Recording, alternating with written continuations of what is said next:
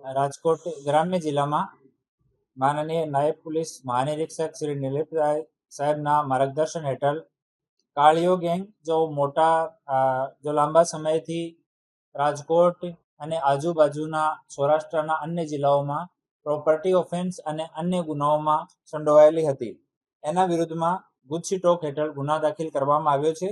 અને આ પૂરી ટોળકી વિરુદ્ધમાં ટોટલ 47 જેટલા ગુના દર્જ છે અને ટોટલ 9 આરોપીઓ આમાંથી છે. આમાં 6 આરોપીઓની ધરપકડ કરવામાં આવી છે.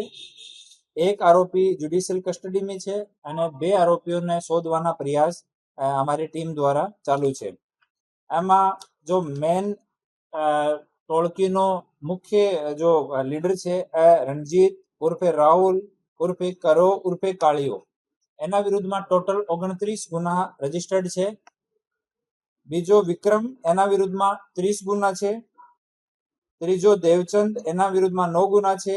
નારણના વિરુદ્ધમાં 6 ગુના છે. જીતેશના વિરુદ્ધમાં 12 ગુના, ઇનેશના વિરુદ્ધમાં 4 ગુના, પ્રકાશ ઉર્ફે પક્કોના વિરુદ્ધમાં 12 ગુના, સાગરના વિરુદ્ધમાં 5 ગુના અને વિજય ઉર્ફે વિજલો એના વિરુદ્ધમાં 19 ગુના હાલ દર્જ છે.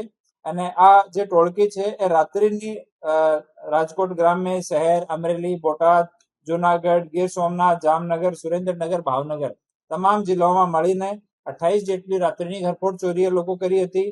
બીજી જો ચોરીઓ છે દિવસની ચોરી અને વાહનોની અન્ય ચોરીઓ એ 7 કરી હતી. એક મર્ડરનો ગુના ટોળકી ઉપર છે, ગંભીર ઈજાના 3 ગુના છે અને પ્રોહિબિશનના 8 ગુના છે.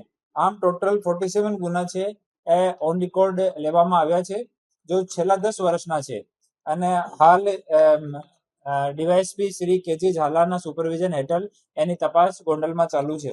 રાત્રિની ઘરફોડ કરતા હતા તમામ લોકોનો ગ્રુપ છે અને પોતાના રિશ્તેદારને જ પોતાની ટોળકીમાં રાખે છે અને વગર રેકી વગેરે લોકો ચોરી કરવા વાળા છે.